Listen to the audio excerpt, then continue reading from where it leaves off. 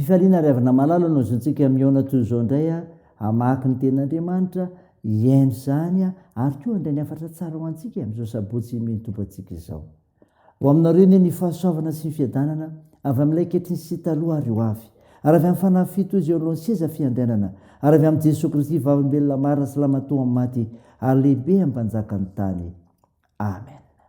Sabotsy 20 jona 2022 manjenantsika aloha hevitra hoe manapaka ny fahefan'ny tompo andeha riavana idera sy ankalazan'Andriamanitra isika. Isaotra ny Jehovah lalandava aho eo ambavako mandrakariva ny fiderana azy. Jehovah indray rea fanahiko ary izany mpandefitra ka ho faly. Miara mankalaza amin'ny Jehovah amiko ary aoka hiara mananatra ny anarany isika. Amen.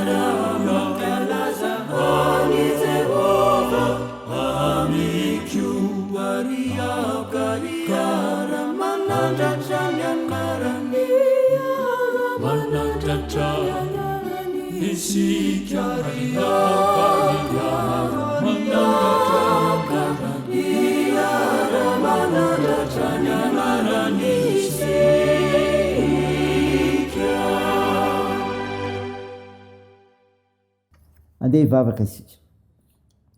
Ry Jesosy tomponay io, sotranao zay fa miany fiainanay ianao, fa velona trapamijeny izay mianao fotoana toy zao azony miainy ny teninao. Mankalaza anao zay tompo miderana arinao masina, zay mame voninahitra anao zay ilay Andriamanitra tsy to.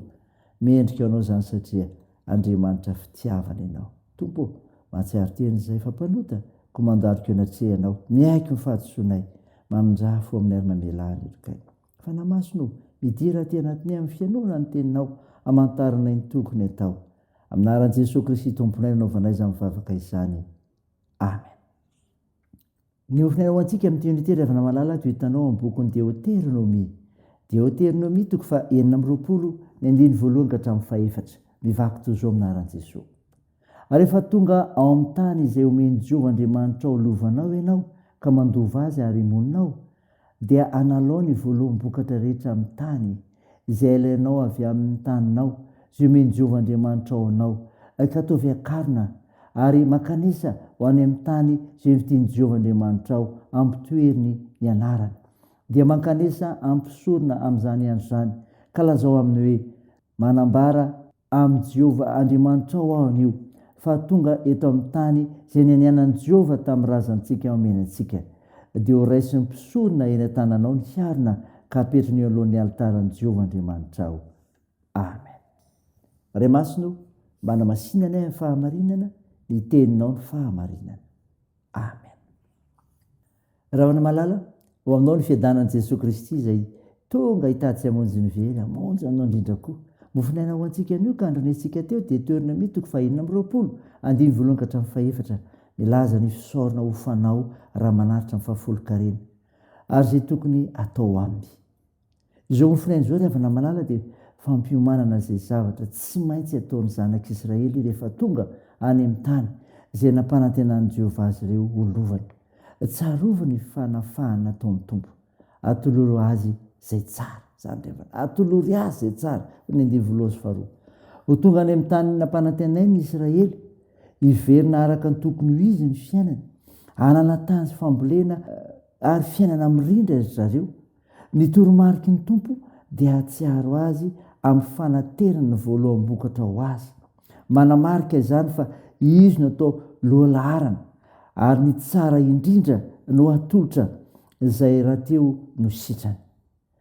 Toe-tsaina tena mendrika ilay mpanafaka mihitsy no mafoy izay tsara ho azy, satria tena zava-dehibe ny fanavotany. Aoka ho fiainantsika ravana ny manomana sy manolotra izay tsara ho an'ny tompo, fa tsy izay ambony sisa tsy akory sy tsy lany, mba ho tahaka ny Jesosy mameny tsara indrindra anavotany antsika koa. Tsarovy ry avina ny fanafahana nataon'ny tompo dia izao: mijoroa ho vavolombelona. Zany ravina voalaza ny 3 sy 4. Tsy hoe filambotsiary ny fanomezan'ny tompo torolalana ho azy ireo raha tonga manolotra izany fanatitra izany, fa anehoana sy hijorona vavolombelona eo amin'ny fiangonana, anehoana fa tena manateraka amin'ny fanekeny Andriamanitra. Tena zava-dehibe noho izany ravana ny maneho amin'ny fomba hita maso ny faresen'ny dahatra anaty fa manafaka ny tompo. Tena mariky ny fanoloran-tena sy fijorona vavolombelona ary fanehoam-pitiavana ny fanaovana fanatitra. Ary tena sarobidy toy ilay fanatitra tokana teo amin'ny hazo fijaliana nanavotana antsika. Atoloron'ny tompo ny tenanao fa izany fanatitra tsara indrindra. Iaino ny sitrapony ho vavolombelony fahatsarany.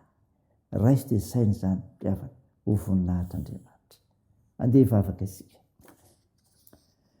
Tompo, misaotra mofinaina nomenao izay milaza ny tokony atsiarovana ny fanafahana nataonao, ka anolorana an'Andriamanitra izay tsara, ka haijoro vavolombelony koa amin'ny fotoana rehetra.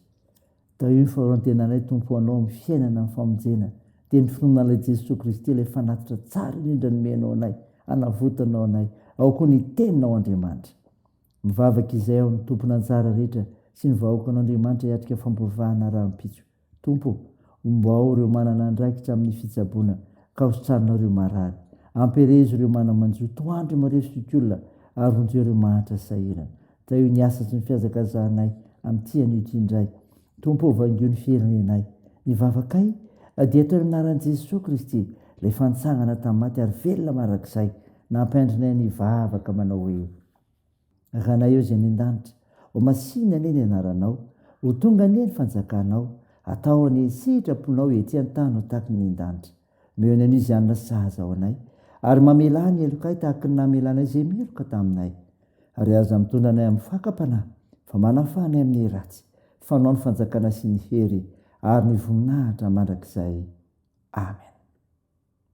Raha isafinoana riavina malala ny tsodrana totranao aminaran'i jesosy kristy hitanao ny Jehovah ka hiaro anao amamepitra ny taviny aminao ny Jehovah ka mindra fo aminao anantra ny taviny aminao ny Jehovah ka mianao ny fiadanana hatramin'izao ndraiky mandrakizay amen.